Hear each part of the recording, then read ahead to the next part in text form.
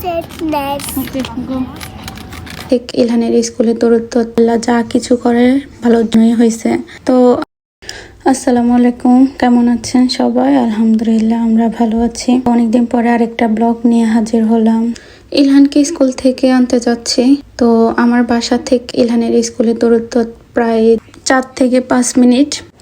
এই এরিয়াটা অনেক সুন্দর, একেবারে নিরিবিলি জায়গা। আমি গত মাসে বাসা চেঞ্জ করছি। আসলে এই কথাটা কাউকে বলা হয় নাই, হুট করেই সিদ্ধান্ত হয়েছে। আমি ব্যক্তিগতভাবে বিশ্বাস করি যে আল্লাহ যা কিছু করে ভালোর জন্যই করে। আমার লাইফে যা কিছু হয়েছে সব আল্লাহর ইচ্ছে বা আল্লাহ ভালো বুঝে, ওই জন্যই হয়েছে।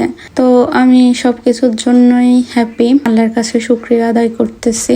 ইনশাল্লাহ আমি প্রতিদিন একটা করে হলেও ব্লগ দেওয়ার চেষ্টা করব। তো আপনারা সবাই আমার পাশে থাকবেন, আমাকে একটু সাপোর্ট করবেন।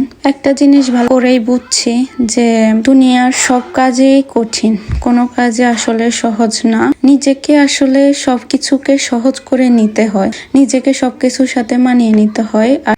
আর সবকিছুর পিছনে ধৈর্য একটা ইবাদত হিসাবে আমি মনে করি। আপনাদের মতামত আমার কমেন্ট বক্সে জানাবেন, আসলে আমার কথাগুলো ঠিক আছে কিনা, বা আমি আমার লাইফ থেকে যদি কোনো ভুল কথা বলে থাকি সবাই ক্ষমা করে দিবেন। আমি কথা বলতে বলতে ইলহানের স্কুলের সামনে চলে আসছি।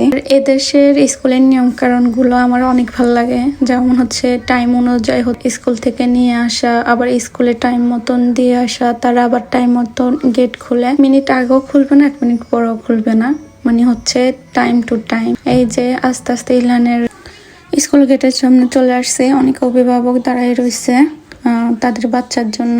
এই যে এই গেট দিয়ে আমরা ভিতরে যাব। আসো। তুমি সেট Next. কেন? I said next. Okay, go.